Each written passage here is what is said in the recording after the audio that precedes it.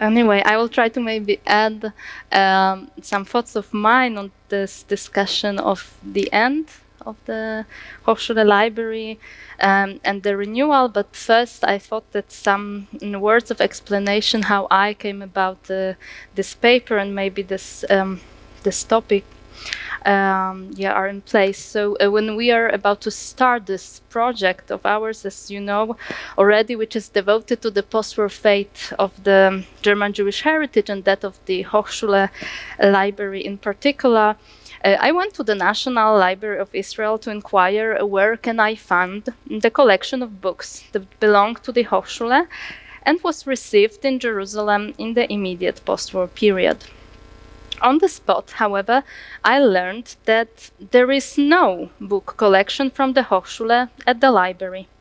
At best, several single volumes contributed by particular donors before or after the war, and a dozen or so of manuscripts received following the famous Guttmann affair in the 80s, but no collection that would have arrived together with the so-called diaspora treasures, that is, the Nazi-looted Jewish libraries, that were transferred to Palestine on the initiative undertaken by the Hebrew University and its library in the early post-war years.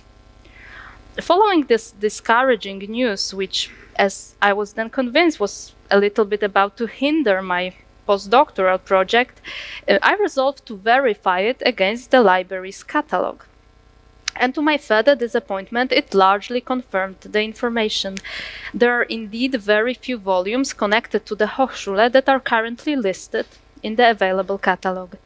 I managed to find only one book, which was described as received after the war through the Jewish Culture Reconstruction, the Jewish American organization that coordinated the restitution of Jewish cultural property in the American zone of occupation in Germany.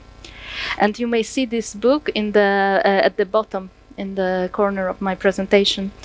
This was not what I imagined, but it was a start, let's say, and compelled me to change the strategy, and instead of searching for books, I turned to what was available to me, that is the archival documentation that pertains to the restitution of German Jewish libraries after the war and is currently held by the National Library, but also by the archives of the Hebrew University in Jerusalem.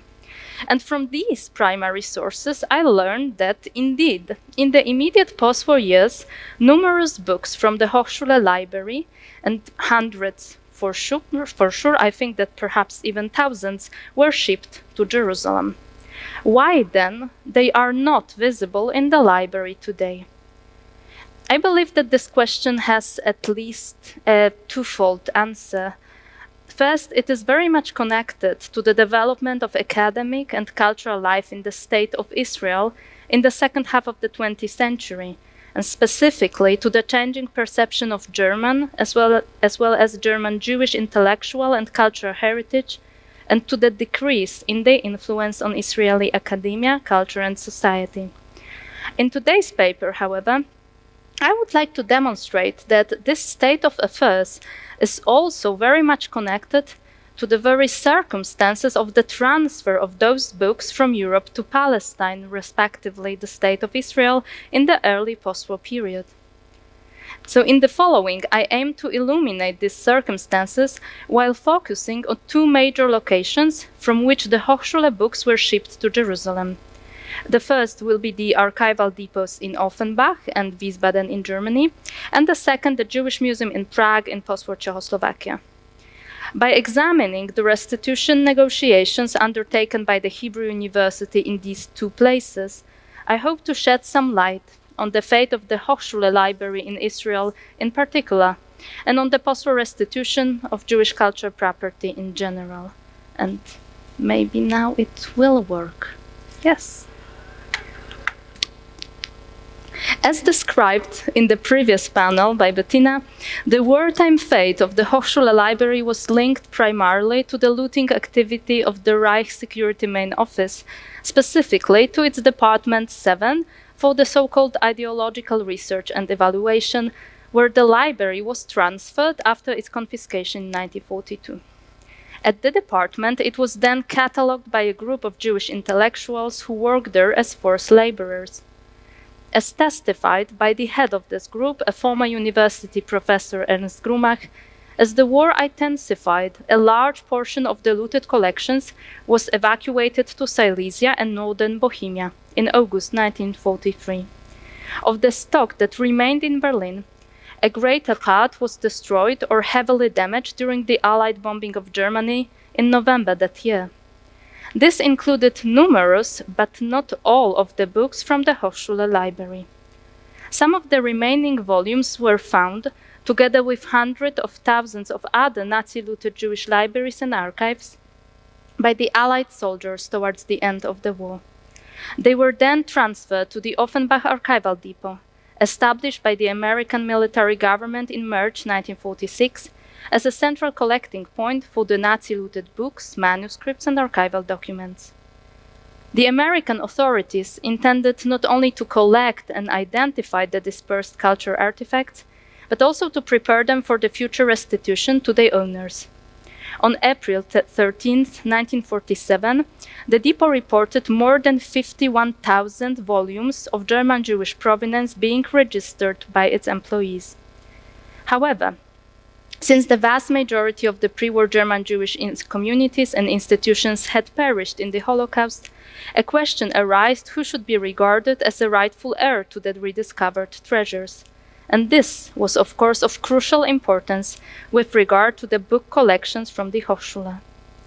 To tackle this controversy, the Jewish Culture Reconstruction, widely known by the abbreviation JCR, was founded in New York in 1947. The organization included the leading Jewish institutions in the post-war period, among them the American Jewish Committee, Board of Deputies of British Jews, Council of Jews from Germany, World Jewish Congress joined, and last but not least, the Hebrew University of Jerusalem. Following numerous trials and tribulations of regulating the status of Nazi-looted cultural property vis-à-vis the American military government in Germany, the JCR eventually succeeded in achieving recognition as a trustee of the earliest Jewish libraries and archives in the American zone of occupation. In 1949, the organization began distribution of the looted Jewish assets from Offenbach. This proceeded according to the following key: 40% and the priority rights of selection to Israel, 40% to the United States, and the remaining 20% to other locations. This solution proved quite effective during the first round of distribution that covered mainly the so-called unidentifiable books, that is, the volumes that bear no marks of visible previous ownership. However, when it came to the transfer of communal and institutional collections, it triggered a harsh controversy between the Hebrew University and the Council of Jews from Germany, a body that aimed to represent the German Jewish migrants and refugees in their new homelands.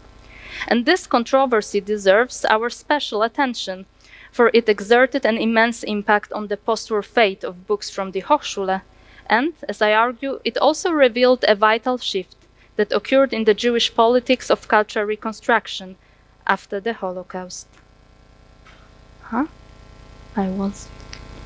And now, sorry, Nora, could you help me and switch a slide? Thanks.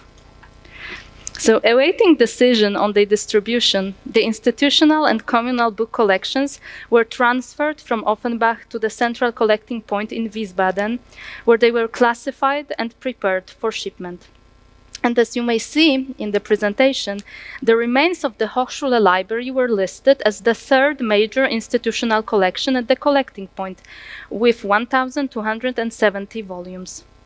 In October 1949, when the resolution with regard to the distribution of book collections from Wiesbaden was being discussed during the Board of Directors meeting at the JCR office in New York, the representatives of the Council suggested keeping the retrieved parts of German Jewish libraries as separate entities and allocating them as such units. However, this idea was immediately rejected by the Hebrew University, which insisted that the books should not be treated as collections, but they should rather be divided among all interested parties, and of course that the Hebrew University should be the first institution to exercise its right of selection. Over the course of the next few months, This proposal was backed by most of the members of the JCR, who recommended the representatives of the council, and now I am quoting from Hannah Arendt, to reconcile themselves to the fact that we deal only with remnants, and then these remnants are not representative of the former collections and do not constitute organic units. End of quote. This dispute had some grave practical consequences for the recovered collections, including that of the Hochschule, but it is important to understand that the argument here was not only about the technicalities of book allocation, but rather about the ultimate aim of the whole enterprise of cultural restitution and about its meaning in the post-war Jewish world. While insisting on keeping the German Jewish book collections intact, the representatives of Council of Jews from Germany seem to have understood this endeavor as an attempt to commemorate the original owners and to protect their historical value. In other words, in such perspective, the restitution served first and foremost as a way of preserving the legacy of European Jewry. On the other hand, the voice of the Hebrew University, which ultimately set the tone for the whole enterprise, was strongly orientated toward the Jewish future and was concerned primarily about meeting the needs of Jewish communities in the new centers of Jewish life. As manifested in the quotation I mentioned before, in this viewpoint, the German Jewish book collections were no longer perceived as belonging to the specific communities or institutions, but they were rather transformed into a collective heritage of Jewish people, a notion that indeed took center stage in the post-war discourse of Jewish culture restitution.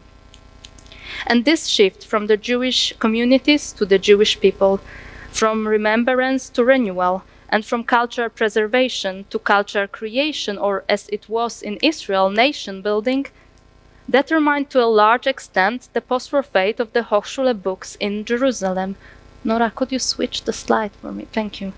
Eventually, despite having been only recently reunited in the Wiesbaden depot, the communal and institutional collections were again divided and distributed between all interested parties, as it had been recommended by the Hebrew University, which received, as you can see at the next document that I would like to present here, more than 17,000 volumes from the former German Jewish institutions in the first half of the 1950s. This transfer was executed with little regard for the book's provenance, and this is exemplified by the presented shipping list, which is that of the rare books chosen for the university. And as you can see, the registry included only the initial of the language and the number of the selected books, without any further details on their origins. Neither was the former ownership of the books included in the inventories made following their arrival in the National Library, where, as it was triumphed by the university, the books found their final destination. Meanwhile, however, their pre-war owners became increasingly invisible and their historical meaning lost. Nora, could you change slide for me? Thanks. The disagreements between the Hebrew University and the representatives of the post-war organizations of German Jews played a crucial role also in determining the fate of the Hochschule book collections that were transferred, together with other major German Jewish institutional libraries, to northern Bohemia during the war, and thus found themselves in the territory of post-war Czechoslovakia, which became a quite peculiar center for the plundered German Jewish heritage, simultaneously to the expulsion of its German minority and its re-emergence as an ethnically uniform Czech nation-state. The post-war history of the German Jewish libraries in Bohemian lands evolved into an extremely complex plot, which binds together the history of German Jews, Prague Jewry, Czechoslovak state, as well as that of the Yishuv, and thus cannot be really covered in this short talk. For our purposes today, however, it would be enough to say that after 1945, for the most part, the looted German Jewish libraries that were rediscovered in Bohemia, and we are talking about some 50 to 60,000 volumes, including thousands of books from the Hochschule, were transferred to the Jewish Museum in Prague. In the years 1946-1948, the Hebrew University conducted extensive restitution negotiations with the local Jewish community and the Czechoslovak authorities, which shared custody over these plundered treasures. 4 emissaries were sent to Prague to gain permission for the transfer of these collections to Jerusalem, including such prominent personalities of the university as Gershom Scholem and Hugo Bergman. Nevertheless, in the end of the tedious negotiations, the Czechoslovak authorities allowed only for the transfer of duplicates and less valuable Jewish collections and refused to release the German Jewish Judaica and Hebraica that was the first priority for the university. Following this decision, and later also in light of additional complications caused by the communist takeover in February 1948, the last university emissaries, Arthur Bergman and Zeev Scheck, resorted to quite extraordinary procedure and secretly replaced the books permitted for the transfer with the German Jewish volumes that were supposed to remain in Czechoslovakia. The replaced books were then dispatched in 2 shipments, the first in April and the second in September of 1948. Finally, some of the remaining volumes were sent to Jerusalem via Israeli diplomats in Prague in the following years. Given the semi-legal nature of the transfer, the university insisted not to disclose the content of the shipped boxes, and this not only before the Israeli and Czechoslovak public, but also before other members of the JCR that offered to send their representative to prepare a basic inventory of the collection. In the instructions given to David Werner Senator, who represented Jerusalem and the meeting of the JCR Board of Directors in New York, Scholem insisted, Nora, could you change the slide from me? And I'm quoting, "Tell about the activity in Prague, but don't mention the delicate matter of the German Jewish books, except in strictest," and the emphasis is in the original, "confidence to Salo Baron, the head of the JCR, personally. Stress the enormous difficulties owing to the Prague government's mistrust of the Western powers. Stress that the university cannot abide by the proposal, namely to open the cases or even partially to catalogue the books. Don't make any concession on this point. The matter is very important. We don't want people snooping around." It seems that this reluctance to relieve the specific of the book transfer to other members of the JCR was motivated, of course beyond its quasi-legal nature, by the growing reservations voiced at that time by the circles of German Jewish émigrés who hoped to receive some of these collections in order to preserve the German Jewish heritage in their new homelands. Specifically, parallel to the shipment of the books from Czechoslovakia to Israel, a fierce discussion developed between Jerusalem and New York on the establishment of the so-called Memorial Library of German Jewry in the United States. Following the initiative of Eugen Täubler, who left the Hochschule in 1941 and managed to flee to Cincinnati thanks to the invitation from the Hebrew Union College, the American Federation of Jews from Central Europe undertook to use the Nazi-looted German Jewish books to found a research library that would serve as a center for the post-war German Jewish scholarship. The initiative was first presented to the JCR in the autumn of 1947 and was immediately torpedoed by the Hebrew University. However, at the end of 1948, the Federation approached the JCR again, this time supported by Leo Baeck, who wrote to Salo Baron as follows. Could you change the slide for me? I believe that this is the quotation that Professor Römer referred to yesterday. And I am quoting, "There is a strong feeling amongst them, the organizations representing German Jewry, that the former German Jews who constitute an articulate element in the United States, England, and South America ought to receive a share in the cultural property which at one time belonged to their congregations and institutions. Nor is this claim a merely sentimental one. It expresses the fact that their historical bonds still exist, and with them a deeply felt consciousness of their heritage. Their interest and the interest of those who work in the field of Jewish research can be clearly defined. It comprises the area of what is known as Wissen, schaft des Judentums, the publications of the Academy der Wissenschaft des Judentums, and of the rabbinical seminaries." End of quote. It seems significant that the books which Baeck saw as appropriate for the memorial library were precisely those which had been secretly brought from Prague to Jerusalem.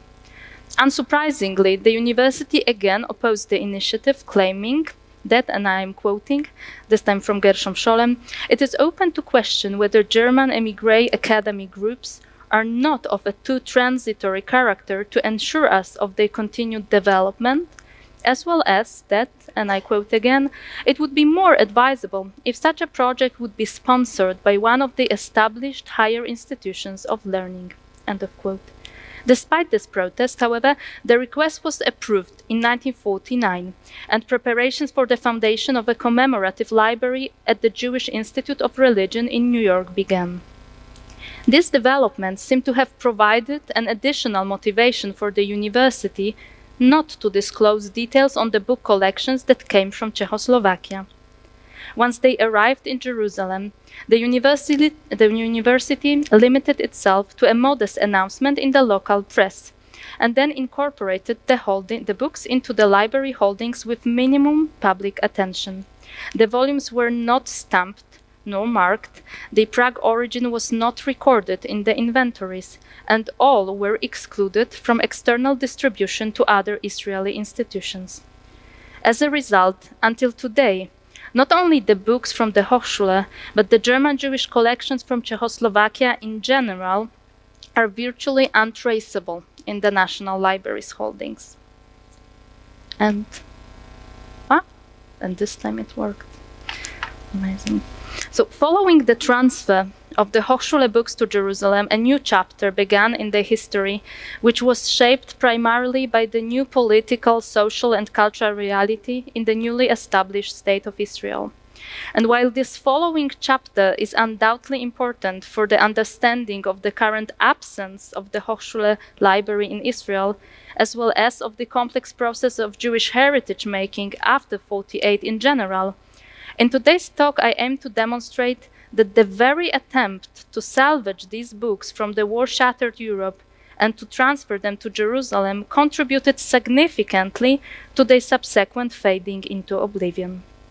As revealed by the examination of the activity of the Hebrew University in Wiesbaden and Prague, this somehow paradoxical outcome might be better understood when taking into consideration, on the one hand, the strong orientation of the post-war Jewish restitution policy towards building the Jewish future rather than preserving the Jewish past, and on the other, the competition between the various Jewish bodies aiming to represent the German Jewry, which, although seemingly unified and working for the common cause, had often competing agendas and conflicting interests. Thank you for your attention.